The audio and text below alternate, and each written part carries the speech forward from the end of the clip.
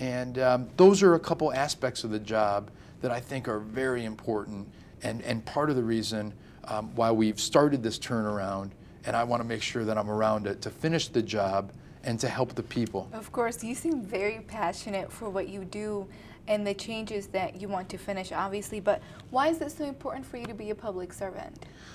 You know, I am a religious person, and I'm somebody that believes in God, and I think that God puts us all on this planet for a reason. And you know, the reason that I think that I've been put here is to serve others. And I feel like my work in public service is a way for me to use some of the talents that God has blessed me with for the benefit of other people. And I feel that that's my calling, and that's what I enjoy doing. And you know, there's nothing better than serving people. And what I like to do in government is to let my taxpayers that come in to treat them with respect, and to be a humble public servant, and to say, you taxpayer, you're my boss.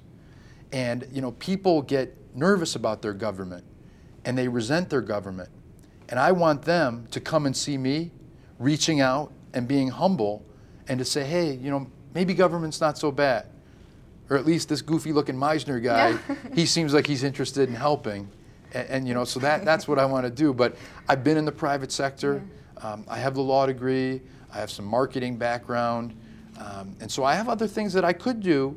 But this, you know, at this point in time and this position, this is where I feel like I can do the most good, and I can perform the service that I think I've been called to do. Now, aside from mortgage and taxes on houses and the programs that you have, being in this position, what is anything else that you see important that you'd like to see improvement and change? Yeah, that's a good one. Helping businesses to get loans. The country went through a financial meltdown.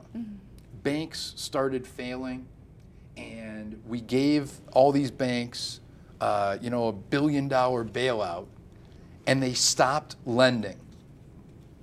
We have a jobs problem. You know, we have high unemployment. And so the way that we are going to turn that around is by taking entrepreneurs that have a vision and a passion for what they're doing, getting them business loans so that they can make their vision a reality, hire people, because 7 out of 10 new jobs in the country are created in the small business sector. And so one of the things that I focused on a lot as county treasurer is working to connect entrepreneurs with operating capital. One of the ways that I do it is that as county treasurer, I serve as treasurer for the Oakland County Economic Development Corporation and the Oakland County Business Finance Corporation. And we work to help connect businesses with loans, especially through the Small Business Administration, or SBA. Secondly, as the county treasurer, I manage a portfolio of about $1 billion, and I'm investing in banks and credit unions. And I can call them and say, hey, I've got an entrepreneur here who is looking to get started with a business and has a great track record, and you're not lending money. We need this entrepreneur to get this capital to get started.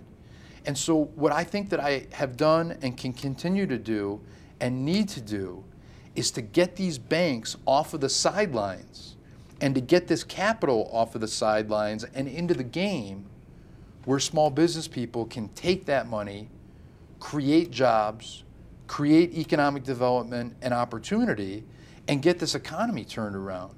And that's a really important function, and Oakland County has been very good at that.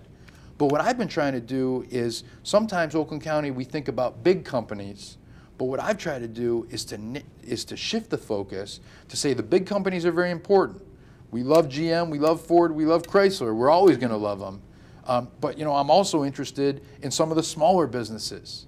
You know, if you look at, you know, wireless toys and what that has become, you know, from the Barbots in the community.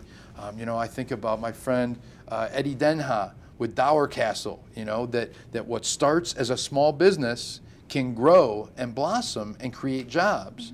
And so I think that we need to kind of refocus our attention on that. And that's something that, that I've done as county treasurer and that we need to do a whole lot more of.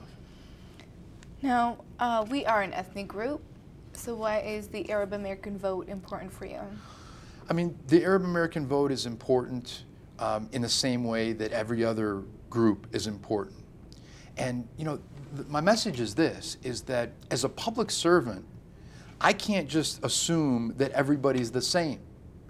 One of the things that I love about my friends in the Arab and Chaldean community is that there are aspects of it that are a little different, It's a very religious community, and so if you're not reaching out to people through the churches, then they're not getting the information.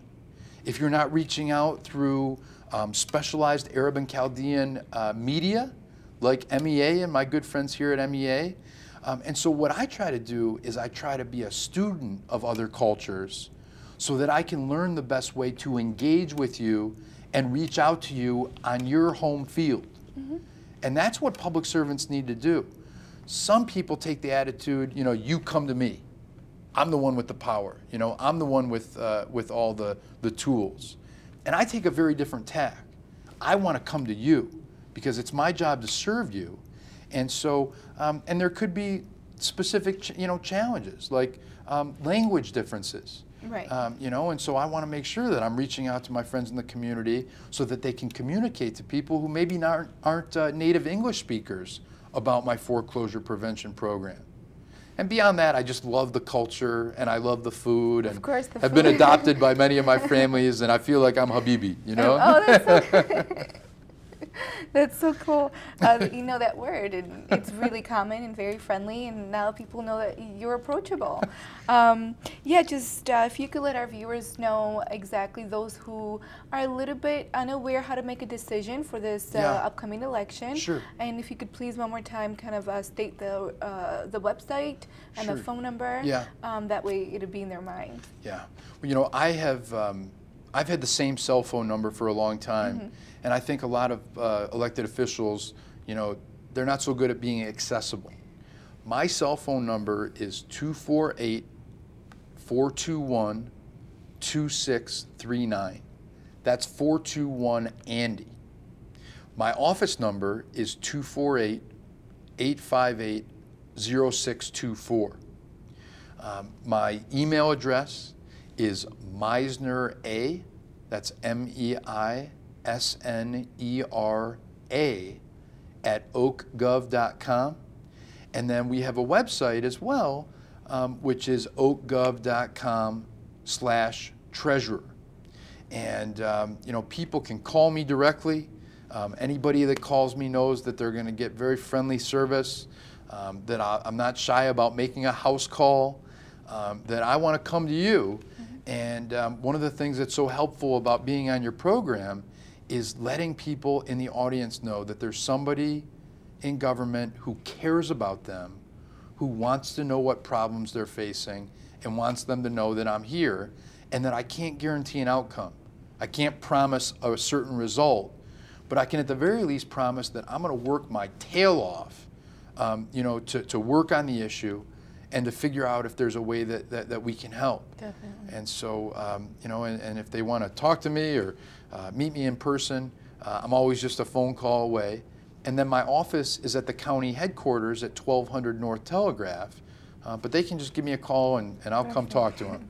Thank you so much for being here. You're really sincere, and I think you made our viewers feel comfortable and understand you and know that anybody who's in the election is very well approachable. Thank you for always coming. You're certainly not a stranger, so there's probably more of you to come. Well, thank you, and they can also go to andymeisner.com, which is my campaign website, and talks a little bit about that stuff. But it's my pleasure, and I'm very appreciative for the opportunity. Thank you. Thank you guys at home for watching Middle Eastern American Television. I've been your host, Sarah Massoud.